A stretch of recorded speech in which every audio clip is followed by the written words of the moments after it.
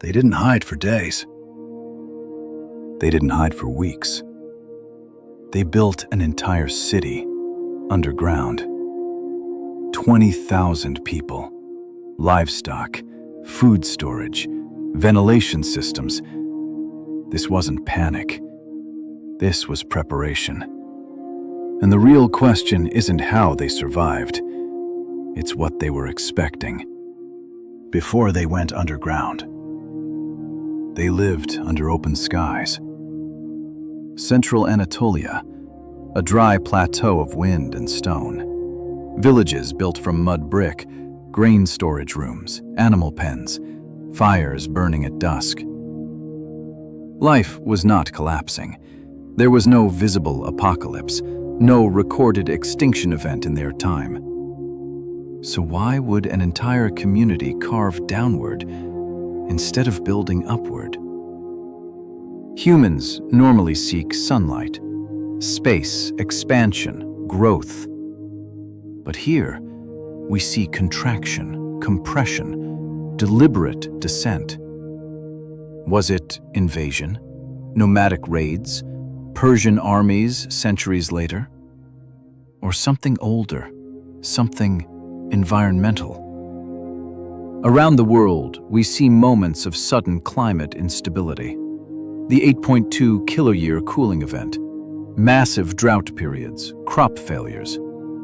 Some researchers suggest that ancient communities may have adapted to sudden cold snaps by insulating themselves underground. Others argue that underground cities in Cappadocia were expanded during periods of political instability, Byzantine conflicts, Arab raids, religious persecution. But here's the tension. The engineering is deeper than short-term fear. Multi-level shafts, stone-sealed doors, long-term ventilation planning, food preservation systems. That's not a weekend shelter. That's generational intent.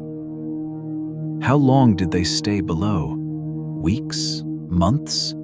Years?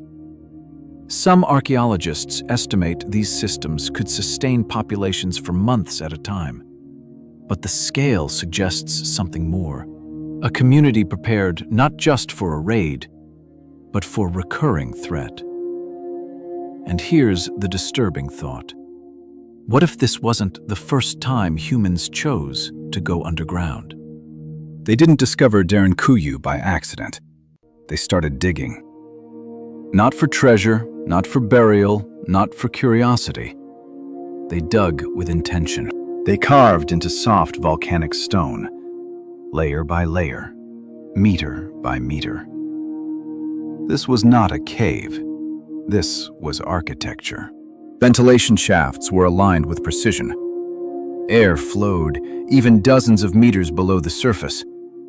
That requires planning. You don't design airflow unless you plan to stay. And you don't plan to stay unless something is coming. Was it climate? Around 10,000 years ago, the Younger Dryas period brought sudden cold. Crops failed, temperatures dropped. But would cold alone drive entire populations underground? Or was it war? Surface raiders, hostile tribes. Stone doors weren't symbolic. They were defensive. These doors weigh hundreds of kilograms. They lock from the inside. Meaning, they feared something outside. But there's another possibility. What if this wasn't the first time? Because Derinkuyu wasn't built in one phase. It expanded, generation after generation. That means the threat returned. Think about that. How many generations agreed that underground was safer? How many children were born never seeing the open sky? They didn't just hide, they adapted. They engineered survival. But survival from what? Maybe the better question isn't why they went underground. It's why they expected to need it. When the doors closed, the sky disappeared. No sunrise, no horizon, no wind, only stone. and silence. Time works differently underground. There is no morning, there is no night, only routines. They slept when tired, ate when food was rationed, worked when necessary. But how long can humans survive without sunlight? Ventilation shafts provided air, but not warmth. Food storage rooms held grain, dried meat, wine jars, but not fresh harvests. Livestock were brought inside: goats, sheep, chickens. Imagine the smell. Now imagine children, growing up without open sky, without stars, without horizon. Psychologically, this changes a population. Underground living alters perception. Space feels compressed. Sound travels differently. Every whisper echoes. Some researchers believe Derinkuyu may have been used seasonally. Others argue people stayed for extended periods, months, maybe years. If it was only war, why such depth? If it was only weather, why such complexity? This looks like long-term adaptation, not short-term panic. And then comes the quiet question. What if underground felt safer than the surface? If generations preferred the darkness, what were they seeing in the light? Fear builds shelters. Engineering builds systems. Derinkuyu was not carved in chaos. It was calculated. Look at the ventilation shafts. They are vertical, aligned, measured. Some reach more than 50 meters deep. Air flows naturally. Cold air sinks. Warm air rises. That means someone understood airflow physics without textbooks, without modern science. Then the stone doors, massive, circular, rolling from inside grooves, not decorative, defensive. These doors can only be sealed from inside. Think about that. They weren't built to keep people in. They were built to keep something out. Water wells were integrated into the structure, hidden, protected. Some wells were isolated from the surface, meaning they prepared for contamination. Storage chambers were distributed across levels, not centralized. Why? Because redundancy prevents collapse. This is disaster planning, layered survival, compartmentalized safety. That's not primitive thinking, that's systems thinking. And here's where it becomes unsettling. If they engineered this level of protection, what scale of threat requires this level of preparation? War, climate instability, pandemic, or something cyclical, something remembered? Engineering like this doesn't begin with panic. It begins with memory. Every fortress has an enemy. Every wall implies a threat. So who was outside? The most accepted explanation is war. In later centuries, Arab-Byzantine conflicts pushed communities underground. Raids were common, villages burned, livestock stolen. That's history. That's documented. But here's the problem. Derinkuyu predates many of those conflicts. Some layers are older, much older. So if not only war, then what? Was it climate? Around 8,200 years ago, a sudden cooling event disrupted ecosystems. Crop yields collapsed. Water patterns shifted. When survival becomes unstable, humans adapt. But climate leaves evidence. Mass graves, population collapse, abandoned settlements. Derinkuyu does not look abandoned. It looks prepared. So we push further. Some fringe researchers suggest celestial fear, comet impacts, meteor airbursts, sudden atmospheric events. There is evidence humanity witnessed catastrophic sky events in the deep past. The Younger Dryas impact hypothesis, debated, controversial, not fully proven. But here's what matters. Ancient people feared the sky. They watched it, studied it, respected it. And underground, you are safe from falling debris, safe from radiation bursts, safe from shock waves. At least temporarily. Now ask yourself, if you witnessed something once in your lifetime, would you build a shelter? Maybe. If your grandparents witnessed it, would you build deeper? Probably. If your entire cultural memory carried the story of destruction from above, would you design a city underground? There's one more theory. Disease, pandemic isolation. But isolation underground without sunlight creates new problems, not solutions.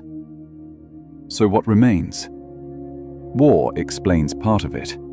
Climate explains part of it. Celestial fear explains part of it. But none fully explain the scale, the depth, the redundancy. If Derinkuyu were unique, it would be easier to explain. But it's not alone. Within Cappadocia alone, there are more than 200 underground settlements, some connected by tunnels, some isolated. This isn't improvisation, it's infrastructure. Across the world, similar patterns appear. In China, Yaodong cave dwellings carved into loess cliffs, still inhabited today. In Scotland, Skara Brae, partially subterranean, built to withstand harsh climate. In the Middle East, ancient subterranean storage systems, hidden chambers, secret passages. Even in Central America, there are ritual caves beneath temples. Different continents, different cultures, different time periods, yet the same instinct. Go below. Is this coincidence or adaptation? When environments become unstable, going underground stabilizes temperature, protects food, shields from storms. That's rational. That's scientific. But here's where it shifts. Most underground dwellings worldwide are shallow, temporary, surface-linked. Derinkuyu is not shallow. It is vertical, layered, compartmentalized, engineered for depth. So ask yourself, if underground living is universal, why did some civilizations go deeper than others? Human beings forget details, but cultures remember patterns. Floods, fire from the sky, darkened suns, long winters. Across continents, the stories repeat. In Mesopotamia, the Epic of Gilgamesh speaks of a great flood. In the Hebrew Bible, Noah. In Greece, Deucalion. Different names, same destruction. In many cultures, there are myths of fire from the sky, burning serpents, falling stars, heaven collapsing. Metaphor or memory? Now think about this. If a comet exploded in the atmosphere, it would not leave a clean crater. It would leave chaos, firestorms, shock waves, sudden climate shifts. The Younger Dryas impact hypothesis suggests such an event may have occurred over 12,000 years ago. Debated, controversial, not universally accepted. But enough evidence exists to keep the discussion alive. What happens after catastrophe? Survivors tell stories. Stories become myths. Myths become warnings. And warnings become architecture. Imagine your ancestors witnessed the sky burn. Would you build higher towers or deeper shelters? In Derinkuyu, we see preparation, redundancy, depth, isolation from the surface. These are not temporary responses. They are systemic. And here's the unsettling idea. What if ancient communities did not believe disaster was random? What if they believed it returns in cycles? Many ancient cultures tracked cycles, celestial cycles, climate cycles, agricultural cycles. What if catastrophe was simply another cycle? So, Derinkuyu isn't fear, it's insurance. Insurance only makes sense when you expect the event again. A shelter is temporary, a city is permanent. Derinkuyu is not a shelter, it's a city. Archaeologists estimate Derinkuyu could house up to 20,000 people.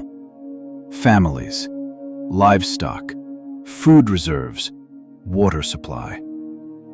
You don't design capacity like that for a weekend raid. Let's calculate. Food storage chambers distributed across levels. Ventilation designed for long-term airflow. Water wells integrated internally. That supports months, possibly years. But here's the deeper question. If they stayed for months, where did waste go? Where did smoke go? How did disease spread? Engineering suggests rotation, movement between levels, ventilation cycles. That implies organization. Now imagine this. A child born underground, raised underground, learning to walk in narrow corridors, learning to whisper because sound travels. Would that child feel the surface is dangerous or forbidden? How many generations? 1, 2, 3? There is no clear record, but structural expansion suggests Derinkuyu was not built in a single era. It grew, deeper, wider, layer after layer. That takes time, decades at minimum, possibly centuries. Surface settlements came and went. Empires rose and collapsed. But the underground remained, stable, temperature-controlled, protected. Surface temperature fluctuates wildly. Underground stays constant, around 10 to 13 degrees Celsius. That's not accidental. That's calculated habitation. So ask the uncomfortable question. If the underground offered stability, was the surface unstable? And if instability wasn't a single event, but recurring, then long-term underground life becomes rational. History teaches us something simple. Humans adapt to patterns, not randomness. If catastrophe was unpredictable, Derinkuyu wouldn't exist. If catastrophe was expected, Derinkuyu makes sense. And now the most unsettling possibility. Maybe they didn't build it to hide forever. Maybe they built it to survive long enough. Survive long enough. For what? We look at Derinkuyu and call it primitive.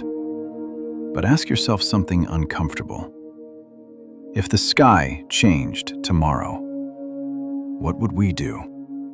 We trust infrastructure, electric grids, satellites, cloud servers. But infrastructure collapses fast, faster than people expect. A solar flare, a cyber attack, a supply chain breakdown. Modern systems are efficient, but fragile. Derinkuyu had no electricity, no satellites, no digital dependency. It had stone, air, water, food, depth. Surface civilization is vertical. Skyscrapers, towers, glass, steel. Derinkuyu was vertical too, but inverted. We build up to escape limitation. They built down to escape danger. Who was smarter? Who is safer? If a comet exploded above us, would we even have time to react? If supply chains stopped for months, how many cities would survive? Derinkuyu was decentralized, redundant, compartmentalized. Modern cities are centralized, interconnected, dependent. Ancient people survived with stone and gravity. We survive with algorithms and electricity. Which one fails first? Maybe Derinkuyu wasn't primitive. Maybe it was conservative engineering. Low tech, high resilience. If we faced the same threat, would we build higher or deeper? Derinkuyu still exists. Silent, cold, stable. Empires fell, religions changed, borders shifted. But the underground remains. Think about that. An entire underground city, forgotten, under people's feet. How many others remain undiscovered? We asked, who were they hiding from? How long did they stay? What were they expecting? But maybe that's the wrong angle. Maybe the better question is this: what did they know that we forgot? History is not just events. It is memory, sometimes encoded in myths, sometimes encoded in architecture, and sometimes encoded in depth.